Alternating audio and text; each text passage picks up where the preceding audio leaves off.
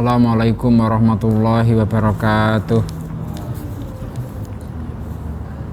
Bismillah, alhamdulillah, wassalatu wassalamu ala sayyidina wa maulana wa syafiina wa habibina Muhammad Rasulillah wa ala alihi wa sahbihi wa man tabi'a sunnatahu wa jama'atah min yaumina hadha ila yaumin hadha. Teman-teman sekalian, hari ini kita kembali ngaji kitab Mabadiul Fiqih juz 2. Wes tuku kitabnya durung? Sudah dicarikan Mas Anang belum? Sampun tapi tidak ketemu Mas Anang. Oke.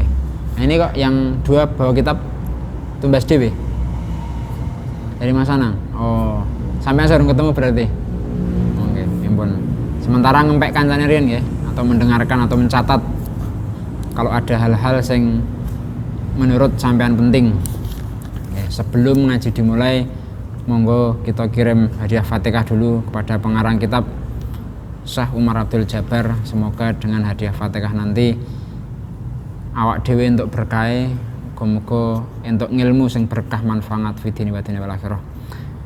Kagem pengarang kitab Syekh Umar Abdul Jabbar, syaulillahi lahumul Fatihah.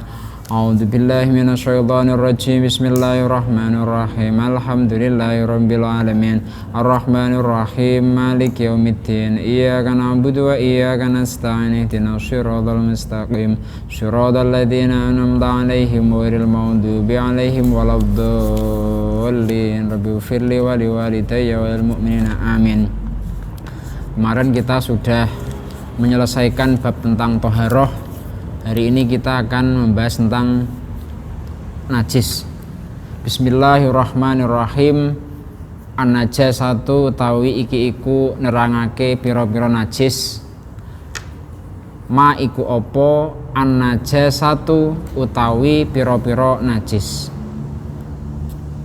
Apa itu najis atau apa yang termasuk najis?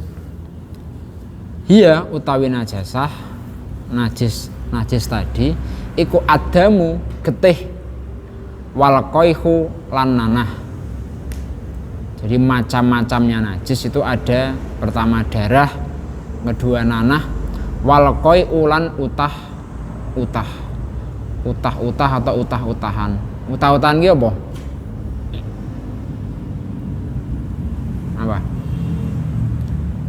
Muntah ya. Sampean numpak bis mabuk, togek masuk angin, terus kemudian muntah, nah itu termasuk utahan. Wal khamru lan arak ini apa? Minuman keras. Wal kalbu lan asu, wal khinziru lan celeng. Walabanul hayawani lan powane hewan. Alladzi la yukalu kang ora kena dipangan opo lahmuhu daginge alladzi. Jadi yang termasuk najis itu tadi ada darah, nanah, muntah, arak atau minuman keras, asu ini juga najis, celeng ini juga najis, walabanul hayawani, powan itu bukan ini ya, ini kan pohan. Powan itu susu ya. Susunya siapa? Susunya hewan yang tidak boleh dimakan dagingnya, seperti misalnya susunya anjing atau susunya babi. Nah itu termasuk najis air susunya. Wa ma kharaja lan barang kang metu apa ma min ahadi sabilaini saking salah sijine dalan loro. Hal-hal yang keluar dari dua lubang. Ini bab an-najasah satu. Podorah halamannya. Hal-hal yang keluar dari dua lubang seperti air kencing, terus kemudian sampean BAB atau cepirit itu najis. Tapi ada yang suci. Apa yang suci? Mani mani ki suci ning mewajibkan mandi. Nek sampean metu uyuhe pipis misalnya atau BAB itu kan hanya mewajibkan wudu. Nek sampean misal pengen sholat, pengen setoran hafalan Quran dan sebagainya, nah itu kan sampean cukup wudu. Dan cairan yang sampean keluarkan itu najis. Nek sampean metu mani, maninya itu suci, tapi mewajibkan mandi besar. Nah, sekarang saya pengen tanya, sampean ngerti rak bedane mani karo madhi? Nek sampean durung ngerti, urung tahu metu. Kalau yang lain, kayak Pohan, Zaka, terus sampean sapa jenenge? Hah? Fikri. Nah, ini tahu nggak bedane madhi karo mani? Apa?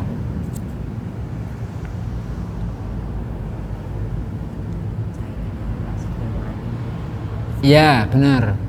Madhi itu adalah cairan yang keluar sebelum mani. Nek mani itu kan kayak umbel loh. Bentuknya kayak umbel. Sampean umbelen pas padet-padetnya. Nah, mani itu kayak gitu. Tapi kalau madhi itu cairan yang agak cair, pekat, warna agak kekuningan. Nah, itu pasti keluar sebelum mani. Dan itu najis. Nek sampean meng metu madhi tok, itu orang wajib kiadus. Hanya cukup ganti katok, ganti sarung karena itu najis kan. Terus wudu, sholat monggo. Kayak misal sampean sesuk wis nikah, ke arep berbuat sesuatu karo bojone sampean. Wis nikah kan rapopo halal. Arep melakukan sebuah perbuatan terpuji karo bojone di atas kasur. Terpuji karena itu halal karena kalian wis nikah. Terus dilalah ana tanggane nyelukke. Padahal sampean wis tegangan tinggi. Wis tegangan tinggi. Mani durung metu. Kemudian nggone sampean basah. Nah, basahnya itu adalah madhi namanya. Ingat-ingat ya, sampean sok niteni dhewe. Ra mungkin to takon praktek itu kan ra mungkin. Sampean niteni dhewe bentuk madhi kaya ngopo, dititeni dhewe.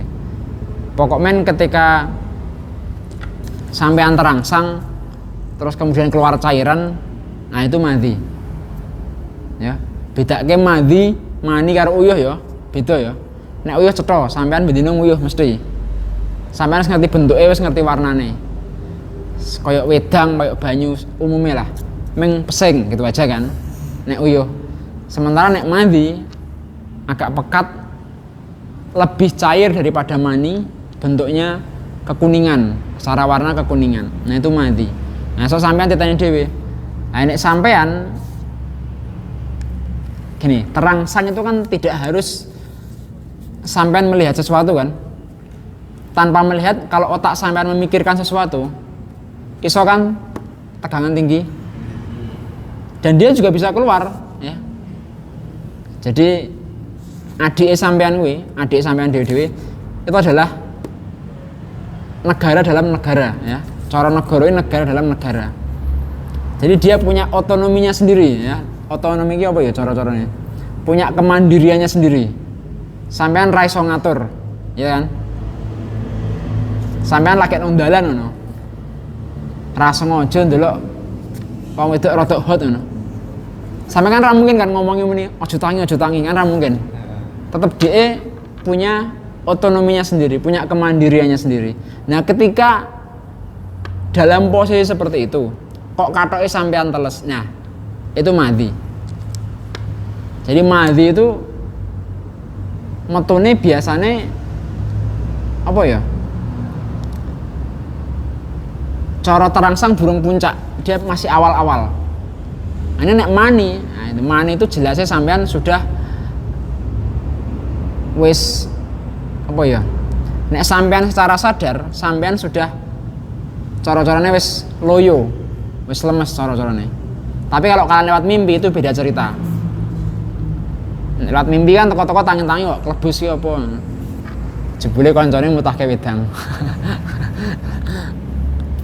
Nah, ketika mani yang sampean keluarkan lewat mimpi, artinya sampean tidak ada unsur kesengajaan. Nah itu sampean biasanya ya tangi ya biasa wae. Tapi ketika besok sampean sudah menikah, melakukannya dengan penuh kesadaran, nah itu sampean biasanya lemas loyo. Nah itu adalah mani. Nenek madi sampean tidak akan melewati fase itu. Setelah terangsang. Terus sampean sering-sering ngecek kathoke sampean wae, ya. Ketika posisi ngono kuwi kok sampean kok rada ana teles ya. Langsung golek kamar mandi dicek. Teles apa ora? Sampean aja sok yakin muni, ora kok, aja, nggih.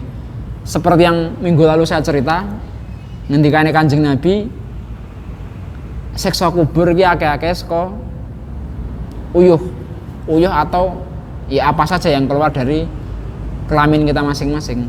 Nah ini nek awak dhewe sok duwe keyakinan Allah ora apa-apa kok. Nah ini iki kok ternyata ada madhi, nah itu kan bahaya. Sampean salate rasah. Nggih. Ngaji yo demek Quran ora entuk haram, nah, karena sampean hadas kecil kudu disuceni sik, ganti kathok, ganti sarung baru wudu. Nah sampean jangan yakin yang seperti itu, ya.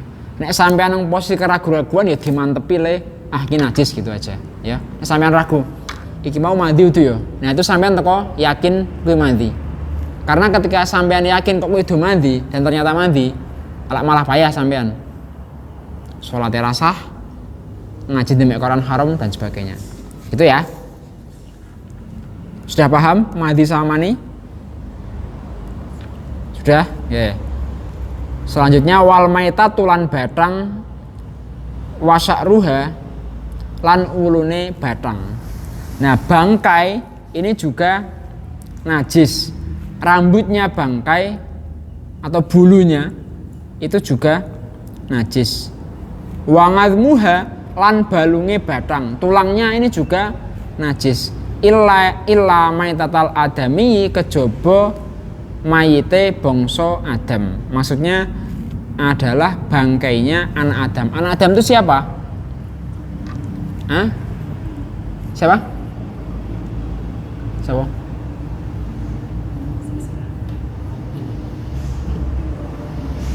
Upin Ipin. Apa? Qabil Habil. Oh, anak Adam itu ya kita semua, ya. Kita semua ini kan keturunan Nabi Adam. Tak kira Upin Ipin. Qabil Habil. Qabil Habil itu juga termasuk keturunan Nabi Adam. Awak dhewe iki juga mbak awak dhewe adalah Nabi Adam. Nah, besok ketika kita meninggal atau orang tua atau mbak sampean meninggal, itu batangnya jasadnya tidak najis. Wasama kilan iwak. Nah, iwak ini juga orang najis batangnya. Wal jarodi lan walang. Ikan belalang itu bangkainya tidak najis. Belalang ikan manusia itu tidak najis. Bahkan ikan dan segala yang hidup di laut itu halal untuk dimakan.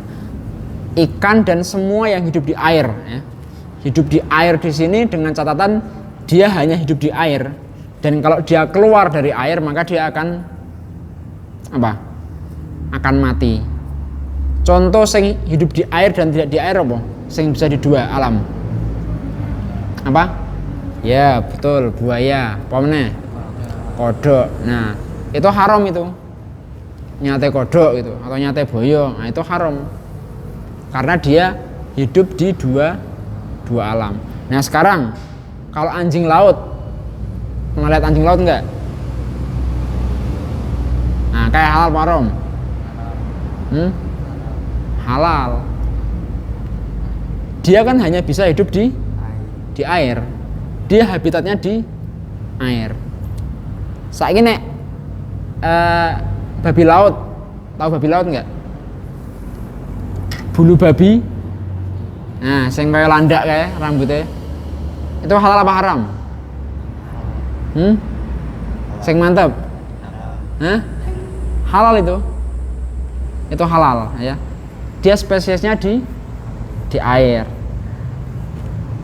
Nah, ngendikan Imam Syafi'i, segala kewan sing uripe di laut atau habitatnya memang di air, nah itu dia halal. Terus ada lagi kuda laut. Pernah lihat kuda laut nggak? Bentuknya cilik ya, kuda laut. Pernah lihat? Nah itu halal apa haram? Halal. Dia spesiesnya di air.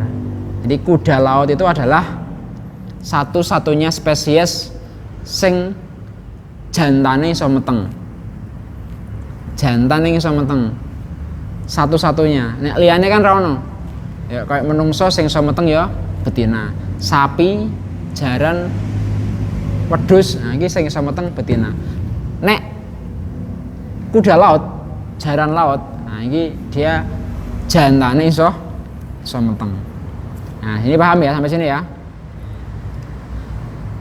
Bismillahirrahmanirrahim. Selanjutnya, kaifa hale kepriye tathuru dadi suci opo anajasatu najis. Bagaimana cara mensucikan najis? Yugsalu den wasuh opo mahalluha panggonane najasah bil ma'i kelawan banyu. Cara mensucikan najis adalah membasuh tempat tersebut dengan air. Atau huri kang suci, airnya jelas harus yang suci. Hatta tazula hingga ilang apa raihatuha, gandane najasah. Gondo ya apa? Gondo itu apa? Bahasa Inggrisnya smell. Apa? Bahasa Indonesia apa? Smell. S-M-E-L-L. Kayak smile. Nek kecil tuh small. S-M-A-L-L. S-M-E-L-L apa? Smell. Smell artinya bau, ya. Bau. Apa raihatuha gandane najasah. Walau nuha lan rupane najasah. Watokmuha lan rasane najasah. Illa najasatal kalbi kejaba najise asu wal khinziri lan celeng. Wajil dil maitati lan lulange badang. Di sini pertanyaannya adalah bagaimana cara mensucikan najis? Cara mensucikannya adalah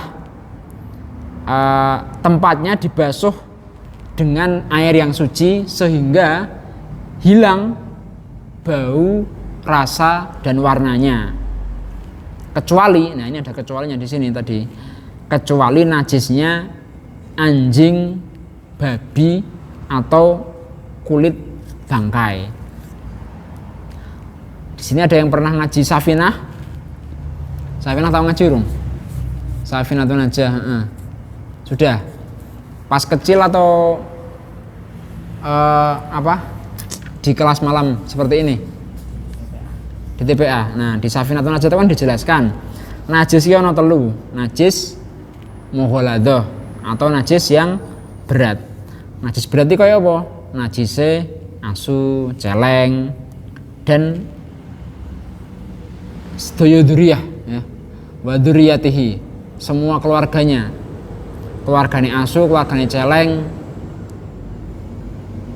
Celeng rabi karo wedhus, lair anak, anake halal apa haram? Haram. Asu rabi karo sapi, lair anak, walaupun berbentuk sapi, halal apa haram? Tetap haram ya. Nah itu hukumnya najis berat, najis mughaladah. Najis mughaladah itu cara membasuhnya adalah dengan air sebanyak 7 kali dan salah satunya dicampur dengan debu. Debu bisa, pasir bisa. Nah tapi sebelum dibasuh dengan air itu najisnya, wujud najisnya kudu diilangi dhisik. Nggih, misal tayine asu gitu misalnya. Nah, sebelum membersihkan itu mensucikan bagian tersebut, itu perlu diambil dulu bentuknya. Bentuknya apa ya? Tayine mau, tayine disingkirkan dulu. Nah, nek bentuke wis ra ono, kan berarti wujudnya wis ra ono. Tapi masih ada bau, warna dan rasa. Nah, kemudian baru dibasuh dengan air tadi sebanyak 7 kali dan salah satunya pakai debu. Paham nggih? Nah, debunya ini bisa dideleh kesek nanggon tempatnya mau sing najis atau dicampurkan yang banyu nih, nggih. Sampean misalnya jipo ember ping 7. Nah, pas sing nomor 6, pas sing nomor 5, iki sampean lebokke awu, po pasir, po apa, debu, kemudian sampean siramkan. Nah, paham ya? Lalu yang kedua, najis mukhaffafah. Najis mukhaffafah kan najis apa? Najis yang ringan. Ringan dicontohkan uyuwe bocah cilik lanang sing umure durung ana 2 tahun dan dia belum mengonsumsi apapun selain ASI. Nah, ini adalah termasuk najis mukhaffafah atau najis ringan. Belum berumur 2 tahun dan dia belum mengonsumsi apapun selain ASI. Nah, ini cara membasuhnya cukup memercikkan air ke bagian najis tersebut. Misalnya sampean duwe adik sampean ora dinggoni popok njuk nguyuh neng ruang tamu. Nah, itu cukup dipercikkan air saja, digebyur ya. Cara-caranya digebyur, karena kalau pakai bahasa dipercikkan ini seolah-olah sampean jipuk nggo tangan njuk ciprat-ciprat ya. Enggak ya. Itu tetap najis, cuman ketika air yang sampean percikkan itu lebih sedikit, najisnya mau jadi suci apa ora? Enggak, karena air yang sampean percikkan lebih sedikit. Jadi untuk bisa suci, air sucinya harus lebih banyak. Jadi sampean juga banyu sak ember digerujuke nanggon uyuwe adike sampean mau. Luwih penak nek apa jenenge? Posisinya di emperan atau teras. Jadi ya sekalian ngepel, sekalian ngresiki, ngebyur sekalian. Dan nek posisi nang tengah-tengah rada angel ya. Nang tengah-tengah ini misalnya. Nek ngebyur sampean arep tekan spiro ngebyur. Terlalu jauh kan? Sak masjid arep di resiki kabeh. Nah, caranya bisa pakai gumbal direndam, kemudian dibasuh ke area yang najis tadi, dibunderi. Nah, luwih sempurna meneh juga digebyur ya ora apa-apa. Tapi paling tidak dengan lebih banyak air sucinya itu sudah bisa membersihkan najis ringan tadi, najis mukhaffafah tadi. Lalu yang ketiga adalah najis mutawasitoh. Najis mutawasitoh itu najis sedang. Najis mutawasitoh itu adalah najis selain dari 2 najis tadi. Nek sing pertama mau asu lan celeng, yang kedua itu adalah bayi yang belum genap usia 2 tahun. Nah, yang ketiga ini yang selain keduanya. Najis mutawasitoh terbagi 2. Masih ingat nggak Jaka? Apa? Najis apa? Terbagi 2 itu apa aja? Yang mutawasitoh.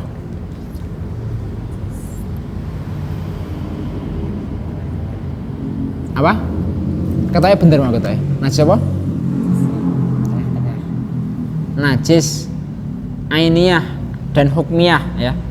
Hukmiyah itu najis sing awak dhewe yakin iki najis ning bentuke wis ra ono. Ning isih ono ambune. Contoh daerah kene iki misale pesing ning sampean wis ra weruh uyuhe. Bentuk uyuhe wis ra ono. Tapi sampean nyadar bahwa tempat itu najis karena bau pesing. Nah, itu termasuk najis hukmiyah. Sementara kalau najis ini ya, itu najis sing isih ketok bentuke. Ya kalau misal nggene ana telek pitik gitu. Nah, itu najis hukmiyah yang masih ada wujudnya atau ada zatnya. Paham ya sampai sini ya? Najis hukmiyah sama ainiyah. Oke, selanjutnya. Bismillahirrahmanirrahim. Sampai sini ada pertanyaan enggak?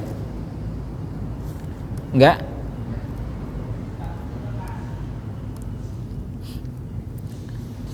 Kaifa hale kepriye tadhuru dadi suci apa najasatul kalbi najise asu wal khinziri lan celeng. Pertanyaannya adalah bagaimana cara mensucikan najisnya anjing dan babi. Tadi sudah dijelaskan. Caranya adalah dengan membasuh sebanyak 7 kali dan salah satunya pakai apa tadi? Pakai debu atau awu ya oleh, pasir juga boleh. Tidak harus yang ketujuh, tidak harus yang pertama. Pokoknya dari ketujuh tersebut salah satunya menggunakan debu. Itu ya.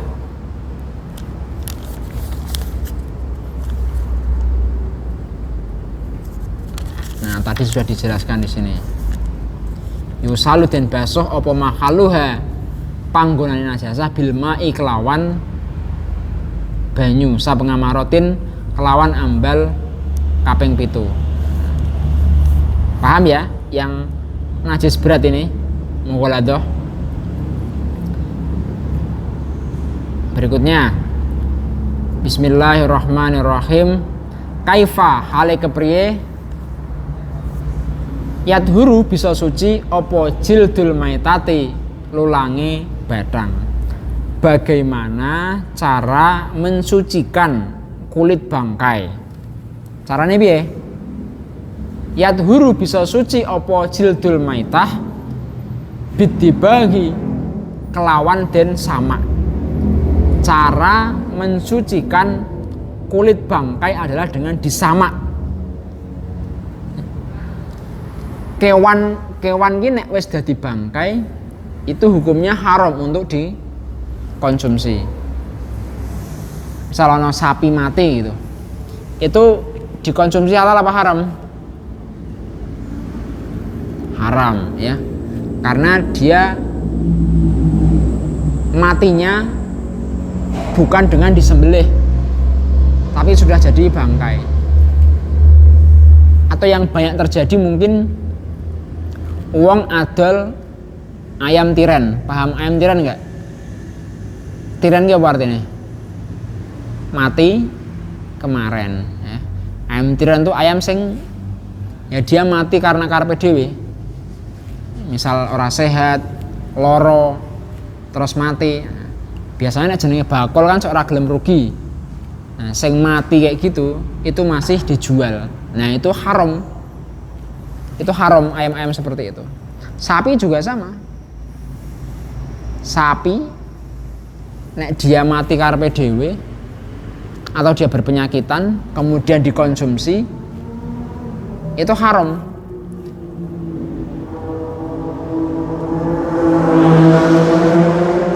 Kemarin ada yang lihat berita nggak? Neng Gunung Kidul iki ana sapi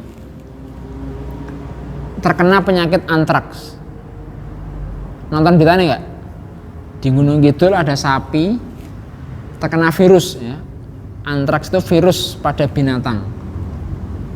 Bisa juga menular pada manusia. Nah, tapi waktu itu kasusnya itu terkena sapi di Gunung Kidul. Nah, kewan iki nek kena virus antraks itu harus dibakar atau dikubur. Ya. Tidak boleh kok njuk dibedati sik baru dikubur apa potongan-potongnya, tidak boleh. Itu kalau wutuan dikubur atau dibakar. Nah, di Gunung Kidul ketika sapinya itu dikubur setelah ditinggalkan oleh para petugas kesehatan, warga sekitar kan langsung ngeduk Ana sing ngeduk sapine mau. Sudah bangkai, sudah kena virus antraks, dikeduk, dipangan bareng-bareng. Itu haram, ya. Agama mengatakan haram. Wes haram kena penyakit meneh. Apane? Sapine. Kuwi mbah saking ra ndek agama, saking ra ngertine, saking eleke, saking radonge. Akhirnya apa? Di antara orang-orang yang mengonsumsi ini ada sekitar 3 atau 4 orang meninggal gara-gara sapi yang dikonsumsi ini ya kan mengandung virus antraks. Nah ketika virus antraksnya mau nang daging mau dikonsumsi, virus antraksnya terus pindah ke manusia yang mengonsumsi itu. Nah akhirnya sekitar 3 atau 4 orang meninggal dunia. Nah itu pentingnya kita semua ngajian, kita jadi ngerti hukum. Islam itu sudah mengajarkan bahwa kewan itu nek mati ora wajar, mati karepe dhewe, loro dan lain sebagainya, itu jenenge bangkai. Jenenge bangkai itu haram. Islam sudah memberitahukan agar tidak dimakan, tidak dikonsumsi. Neng kok ana wong sing ngeyel, ya bola-bali mau orang ngaji, orang ngerti, orang gelem takon, utawa ngaji mungkin orang ngamalke. Nah, yang terjadi seperti itu. Ada 3 sampai 4 orang meninggal setelah makan bangkai sapi. Nah, sampean kan wis ngerti sampean. Jenenge bangkai pitik, bangkai wedhus, bangkai sapi apapun itu saka sing kewan halal, itu nek dia mati karepe dhewe dadi haram. Dadi sampean sesuk nek ngerti ngono kuwi ya aja melu mangan nek ana tanggane mangan atau kancane mangan. Sampean nanti juga setelah ngaji coba ya, sampean googling cara mendeteksi pitik sing tiren mati kemarin dengan yang tidak, itu bagaimana? Itu dijelaskan secara detail. Nah, sampai nanti lihat di YouTube atau di Google, di artikel, lihat ada bedanya ayam-ayam sing le mati karepe dhewe mergo lara, gering dan sebagainya, dan yang disembelih dengan baik-baik. Nah, itu juga kita sebagai pembeli kudu paham.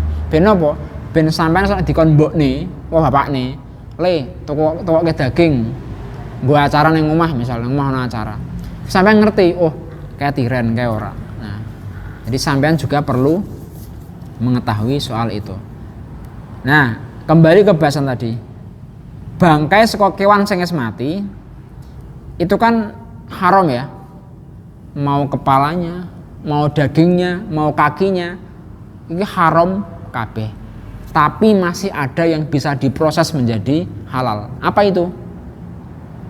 Apa? Tadi yang kita bahas ini apa? Kulit ya. Kulit ya. Kayak sapi misalnya, sapi mati. Mergo dipakani sego misalnya. Loh ini tak kasih cerita fakta ya. Mbiyen pas aku cilik, iki bapak ngingu wedhus mbiyen. Bapak itu waktu awal-awal nikah mbiyen ngingu wedhus. Anaknya nembe 2 putranya, nembe Mbak Lia sama saya. Nah, waktu saya masih kecil, saya masih ingat bapak itu punya beberapa ekor kambing. Ning bapaknya lak mbiyen wis sok dikon ngisi acara nanti. Ya kon ngaji, ya kon pengajian, kon semaan, ora sempet ngarit. Golek kesuket nggo wedhus ora sempet. Nang omah ana sego.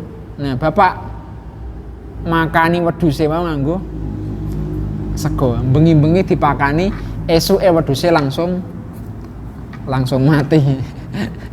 Langsung mati. Lah karena wedhus iki pakane ora sego kok, ya. Sego kan pakane awake dhewe. Wedhus mau nei apa? Sempol misalnya. Apa mau nei go kucing ya mati. Ya. Karena itu bukan makanan dia. Atau sampean nei selai oleh atau Oreo. Nah, itu ya iso mati engko karena itu bukan makanan dia. Padha wae sampean dene suket kepiye sampean? Suket sing wis diles-les wedhus, diles-les kebo. Nek sampean kekebalan tubuhnya kurang baik, jangan-jangan bisa mati juga. Nah, ketika ada kambing mati, ada sapi mati, itu seluruh dagingnya, kepalanya, kakinya dan seterusnya itu haram. Tapi ada yang masih bisa kita manfaatkan, ya kulitnya mau. Kulitnya dengan cara disamak. Nah, nanti sampean coba ya searching bagaimana proses menyamak kulit. Ya. Nanti coba. Ada itu di Google apa di YouTube.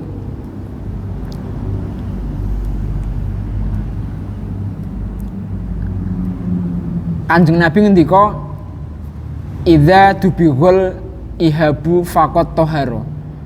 Dadi nek ana kulit disamak iki njuk kulitnya dadi suci.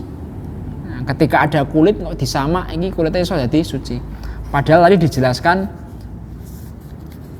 daging saka kewan sing mati itu haram dan juga najis. Haram untuk dikonsumsi dan najis hewan tersebut. Tapi masih ada yang bisa menjadi suci. Ya kulitnya mau. Kulit tapi yang disamak. Nek disamak ya dia masih najis. Nah, kemudian dalam kitab Fathul Qorib dijelaskan bahwa tata cara menyamak adalah menghilangkan hal-hal yang melekat pada kulit. Hal-hal yang melekat pada kulit yang bisa membuat busuk ya. Sing iso gawe bosok, contoh geteh misalnya. Ana geteh nempel nang kulit kan bisa kan, mungkin kan. Getah nempel nang kulit wedhus, getah nempel nang kulit sapi. Nah itu nek dinengke wae itu berpotensi menjadi bosok kulitnya mau. Nah, untuk menghilangkan itu semua perlu disamak. Nah, nanti sampean lihat proses penyamakan kulit itu seperti apa. Kok sampean nek selawatan, ini selawatan ndak dino apa selawatan? Malam Jumat. Nah, itu kan pakai hadroh kan sampean, pakai rebana toh. Rebana so kulit apa? Kulit sapi. Nah, itu juga melewati proses penyamakan. Kemudian beduk. Nah, kita ada beduk ya. Di Bendosari itu ada. Masjid Bendosari. Nah, dulu ada nih. Sekarang masih ada apa enggak? Masih ada ya? Sampai setelah Bendosari itu? Nah, itu beduk itu juga dari kulit sapi sing disamak. Nah, dia tidak boleh misal wedhus apa? Sapi mati kemudian langsung kulitnya dipasang, itu tidak boleh. Harus disamak dulu, disucikan dulu. Nah, pas disamak baru berubah menjadi suci dan boleh dimanfaatkan. Banyak barang-barang yang diproduksi dari memanfaatkan kulit sapi, kulit kebu, wedhus dan seterusnya, yang melalui proses penyamakan. Sepatu kulit, dompet kulit, sabuan, topi juga banyak kan. Nah, jadi nggak apa-apa, boleh selama melewati proses samak. Sampai sini ada pertanyaan? Ada nggak? Nggak ada? Ada ya. Kalau nggak ada, saya cukupkan sampai di sini. Ini yang bab najis sudah habis. Besok kita membahas bab istinja. Istinja ini cebok ya, cebok. Nah, ini kita bahas besok. Hari ini cukup membahas tentang najis. Segala kekurangan mohon maaf. Saya akhiri.